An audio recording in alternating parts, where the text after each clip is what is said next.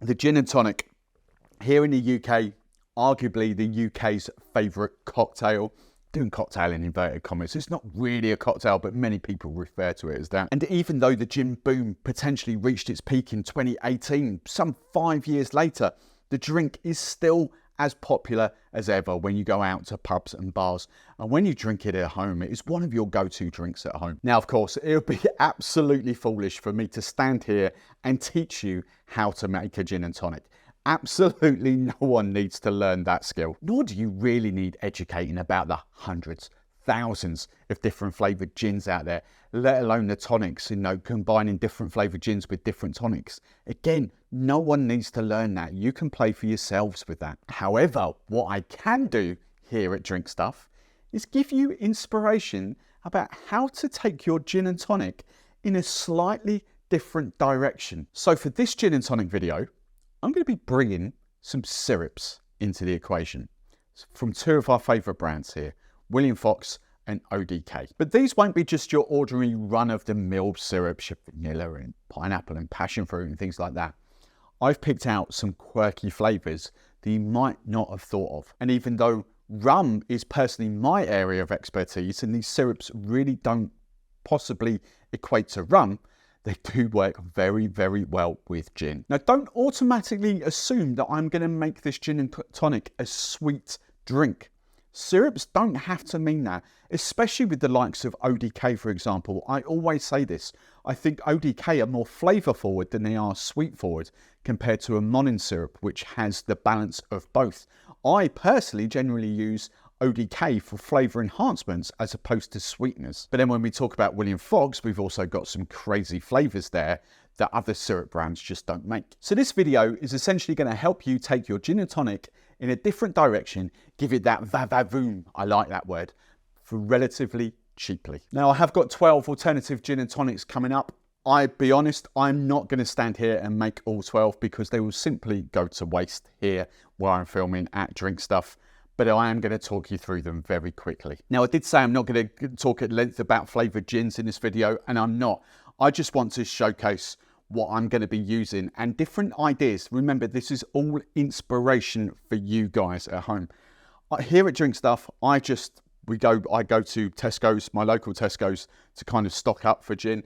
Gordon's, I thought I would do this video with household brand. I could have gone Whitley Neal, I could have gone various other things, but I've got Gordon's here. There is one missing in the cherry, and that is actually the non-alcoholic pink one as well. Pink is raspberry, strawberry, and red currant. But I just want to show you, I'm going to take you through different flavour combinations with these syrups using this. This is not a paid promotion by Gordon's or Diageo. They're never going to do that. This is just easy to get household gin that all of you can get from your local supermarket. So I did say quirky flavours. I didn't say run in the mill. The only potential flavour that I would use, maybe in rum, is the rhubarb. The rest of these I probably wouldn't go near when it came to rum cocktails. So these for me are very much suited to gin.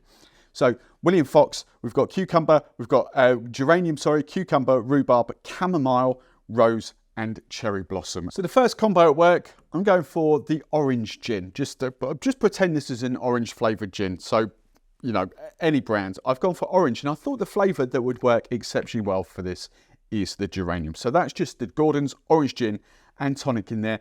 Your syrups adjust to your own taste. I always say for this sort of drink, I would sort of say 15, maybe 10 ml at the very lowest end, but potentially 15 to 25 ml. 25 ml will make it quite sweet, but flavour will come out 100% there. But 15 ml for a lot of you will be absolutely fine. So I'm doing 15 ml in a standard UK double measure of a gin and tonic. And I haven't even gone near that yet with my face. It's just been sitting there. But the floralness, the flowers, geranium's kind of a flower. So you get that lovely floralness coming out there. I can already smell that. That is absolutely amazing on the smell.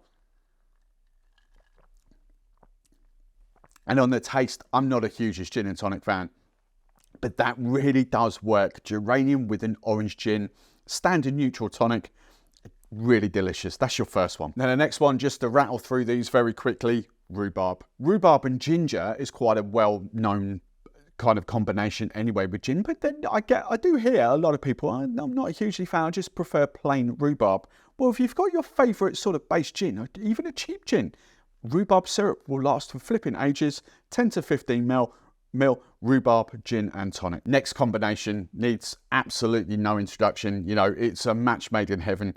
Cucumber and lemon. We've gone for a citrus gin this time. Yes, this is Gordon's, but any sort of citrus forward gin and cucumber syrup. Those two flavours, we kind of know that from Hendrick's anyway, but you can control what Hendrick's doesn't have that much cucumber. It's more of a trick of the mind in there. But with adding a cucumber syrup, 10 to 25 mil, probably 15 mil, you've got a really lovely citrusy gin with a hint of cucumber there. It's fantastic. Now with your standard berry forward gins, whether it's non-alcoholic like this, normal Gordon's, rare pink gin, most pink gins are raspberry or strawberry or something like that. As I say, the Gordon's pink is strawberry, red, raspberry and red currant, rose flavour. Rose, strawberry and rose, raspberry and rose, just works epically well together. Again, 10 to 15 mil. Fantastic combination, that rose syrup with any of your pink gins. Now again, we're back to kind of a neutral gin and tonic, but this time we're going for cherry blossom.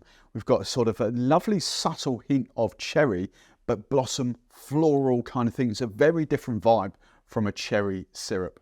And I just think, you know, you could even do that with the sort of pink gin, your berry forward gin as well. Of course you had, there's no right or wrong here, this is just inspiration, but it's sort of a cherry blossom, cherry floral flavour coming through to a plain gin and tonic. Delicious. And then the final one from William Fox before we go into ODK. Again, I've gone back to the orange gin and we're pairing that up with chamomile. Chamomile works exceedingly well with sort of those orange, bright, zesty, citrusy flavours. For me, not so much kind of lemon or lime, but definitely orange, grapefruit, those kind of flavours for me for chamomile. But again, you know, it's an alternative, it's quirky, but it tastes really good. If you're a pub or a bar and you stick these on as your gin and tonic of the week, a gin and tonic of the month or whatever, you know, they are just what I call cash converters. Same if you're having a party and you just rock out, even if you buy just one of these syrups, something quirky for a gin and tonic kind of party, you know, inspiration.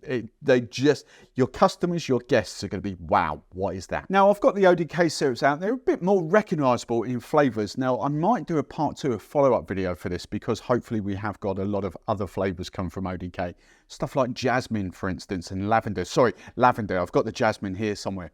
But though the sort of lavender in a gin and tonic as well would be absolutely amazing. So just sort of 6 flavours that I've picked out here, and again there's a couple here that might cross over to run well, but essentially we've got the elderflower, we have got, which one's that, the mango, we've got the jasmine. I'm going to make this, I really want to try this, the matcha tea, wild berry, and we've got white peach. So I'm going to give you a few more flavour combinations now with those Gordon's gins. So first up, I'm going really tropical here. I've got the Gordon's tropical gins, mainly passion fruit I believe in this, but you do get other tropical gins out there. And I thought to compare, sort of pair that up with mango. So a mango and passion fruit gin and tonic. What's not to love about that? Next up, you could pair up jasmine syrup with, we're going back to the citrus gin. So this is the lemon, Sicilian lemon, but think any kind of lemon, lime gin, citrus gin forward. With jasmine, again, a flavour combination we know that works very, very well. The one thing I haven't mentioned with ODK, I do not think you need 25 ml of these in your cocktails.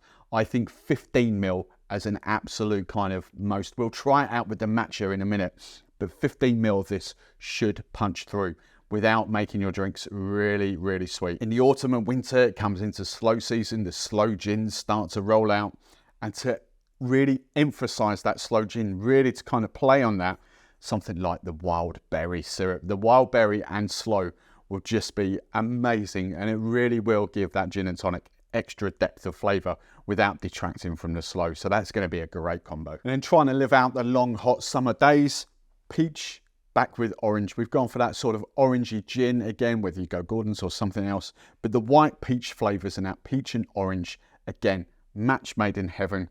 You just add 15 ml, job done. This one will probably be the most obvious combination of the whole video.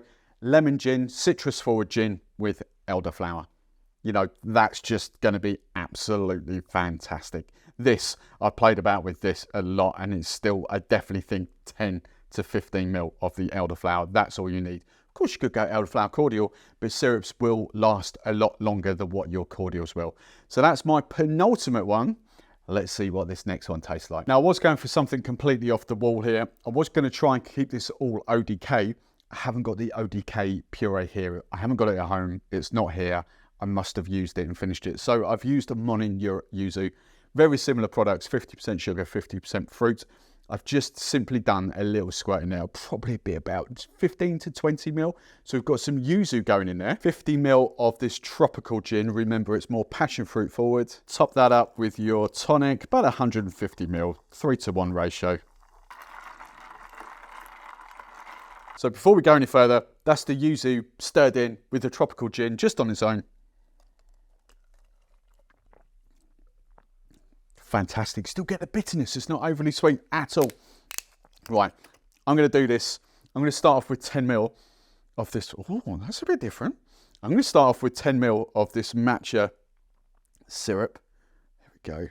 10 mil. Give that a little stir in. Look at the colour of that.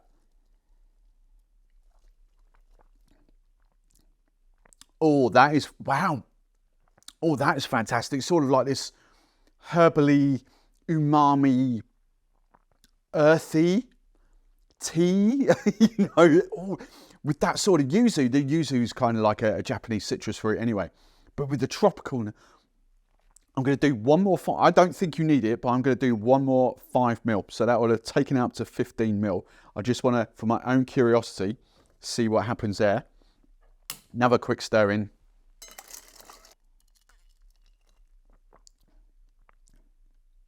Ooh, oh no, that's if you like your tea and those sort of umami flavours coming out in a gin and tonic with passion fruit, with yuzu, wow. How much fun can you have with the gin and tonic? If the gin and tonic is your drink of choice, if you love your gin and you love your tonic, buy yourself just a simple, random flavour of syrup and pimp up your gin and tonics, and let us know what you're going with in the comments below.